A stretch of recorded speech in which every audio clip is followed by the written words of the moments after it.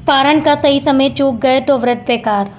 अगर आपने भी मोहिनी एकादशी का व्रत रखा है तो इस वीडियो को पूरा देखिए, क्योंकि पारण में एक छोटी सी गलती व्रत के पूरे प्रभाव को नष्ट कर सकती है। बहुत से लोग ये गलती को बार बार दोहराते हैं। एकादशी के अगले दिन किसी भी दिन खा लिया, कुछ भी समय खा लिया तो ये इससे व्रत का पारण हो जाता है। शास्त्रों में इसका पूरा सही समय बताया गया है, तभी व्रत का पुण्य मिलता है, नहीं तो पुण्य क्षीण हो जाता है। अगर आपने भी सही समय पे पारण नहीं किया तो आपको भी व्रत का फल नहीं मिलेगा। मोहिनी एकादशी के बाद द्वादशी तिथि पर पारण किया जाता है। पारण को हमेशा सुबह के ही समय किया जाता है, कभी भी दोपहर के समय नहीं करना चाहिए। पारण को हमेशा सूर्योदय के बाद ही करना उचित माना गया है। द्वादशी तिथि के समय में ही पारण सही समय पर होता है। दोपहर के बाद पारण भूल कर भी ना करें। दोपहर के बाद पारण शास्त्रों में बिल्कुल ही ज़्यादा गलत बताया गया है। अगर आपने भी दोपहर के समय व्रत का पारण किया तो आपका भी व्रत का फल आधा अधूरा माना जाएगा। ये 5 बड़ी गलतियां बिल्कुल भी नहीं करनी है। पारण में भूल कर भी देरी नहीं करनी है। बिना भगवान विष्णु की पूजा किए हुए कुछ भी खा लेना। तुलसी के बिना पारण करना। भारी व तामसिक भोजन करना, जैसे लहसुन प्याज और तामसिक आहार। दान पुण्य ना करना, ये सभी बहुत बड़ी गलतियां हैं। अगर ये 5 गलतियां आपने कर दी तो व्रत कैसे पूरा होगा। पारण का सही तरीका बताते हैं, जान लीजिए। सुबह उठकर स्नान करें। पारण करने से पहले ही स्नान कर ले। भगवान विष्णु की पूजा करें, उसके बाद ही पारण होता है। तुलसी माता को जल चढ़ाएं। लड्डू गोपाल जी को तुलसी के पत्ते से स्नान कराएं।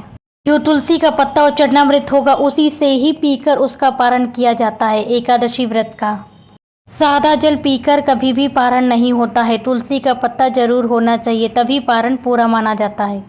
अगर लड्डू गोपाल जी नहीं हैं तो भगवान विष्णु का ध्यान करते हुए जल में तुलसी का पत्ता मिलाकर भी पारण किया जा सकता है। सबसे पहले तुलसी के पत्ते से ही पारण किया जाता है, तो सबसे पहले तुलसी के पत्ते से ही पारण करें। भगवान के मंत्रों का जाप करते हुए व्रत का पारण करें। सबसे पहले चरणामृत पिए, उसके बाद ही कुछ भी ग्रहण करें। ध्यान रखें, पारण के बाद जो भी कुछ खाएं वह सात्विक ही होना चाहिए। पारण करने के बाद कभी भी तामसिक भोजन का सागार नहीं लेना चाहिए। अगर आप चाहते हैं कि व्रत का पूरा फल मिले तो ये सारे कार्य जरूर करें। एकादशी के व्रत का पारण चावल से ही होता है, तो एकादशी के व्रत में सुबह भोग में चावल जरूर बनाएं। चावल से कुछ भी चीज़ बना सकते हैं, जैसे खीर, कढ़ी चावल या खिचड़ी, तहड़ी, कुछ भी चावल का ही होना चाहिए, तभी व्रत का पारण पूरा माना जाता है। रोटी से कभी भी व्रत का पारण नहीं किया जाता। द्वादशी पर चावल खाना ही सबसे उचित बताया गया है, तो चावल से ही व्रत का पारण करें।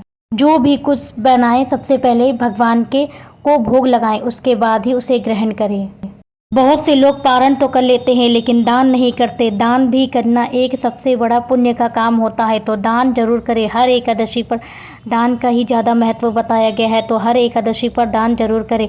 कुछ भी दान में निकाल सकते हैं, जैसे आटा, चावल, गेहूँ या फल, और दक्षिणा भी दे सकते हैं। किसी भी मंदिर में जाकर दान करें या किसी भी ज़रूरतमंद के को पारण के दिन भोजन कराना सबसे बड़ा पुण्य का काम बताया गया है, तो पारण सही समय पर करें और सही विधि से करना चाहिए। खुद भोजन ग्रहण करने से पहले किसी का पेट भरे, उसके बाद ही पारण की सही विधि होती है, तो इसी प्रकार से व्रत का पारण किया जाता है। पारण के समय हाथ में चरणामृत ले और तुलसी का पत्ता ले और ओम नमो भगवते वासुदेवाय का जाप करते हुए हाथ में ले और फिर उसे ग्रहण करें। इसी प्रकार से पारण होता है। और अगर आप भी व्रत का पूरा फल प्राप्त करना चाहते हैं तो ये सारे कार्य जरूर करें। गरीब या ज़रूरतमंद या ब्राह्मण को जरूर दान करें। पारण करने के बाद गाय को रोटी खिलाना अवश्य जरूरी है, तो पारण करने के बाद गाय के लिए रोटी या चावल जो भी निकाला है वो गाय को जरूर खिलाएं। गाय माता का पूजन करने से ही सभी देवी देवताओं का पूजन माना जाता है। जब तक पारण ना हो जाए तब तक मंदिर का दीपक जलते रहना चाहिए। ये सब करने से व्रत का कई गुना फल बढ़ जाता है। इस समय गर्मियाँ चल रही हैं तो पक्षियों के लिए दाना पानी जरूर रखें, क्योंकि पक्षियों को भी प्यास लगती है, तो पक्षियों के लिए भी दाना पानी पक्षियों के लिए भी दाना पानी ज़रूर रखें, क्योंकि इस समय बहुत ज़्यादा विकटकालीन गर्मी है, तो पक्षियों के लिए भी दाना पानी ज़रूर रखें। जो भी ज़रूरतमंद आए उसे अन्न और जल का ज़रूर दान करें।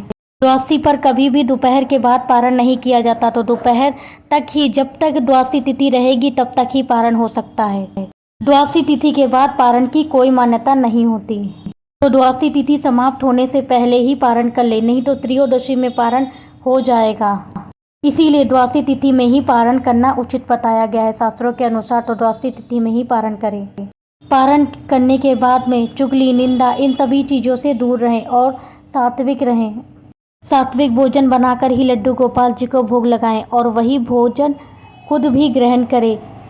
भोग लगाने के बाद वो प्रसाद बन जाता है, तो उस प्रसाद को ही ग्रहण करना उचित बताया गया है।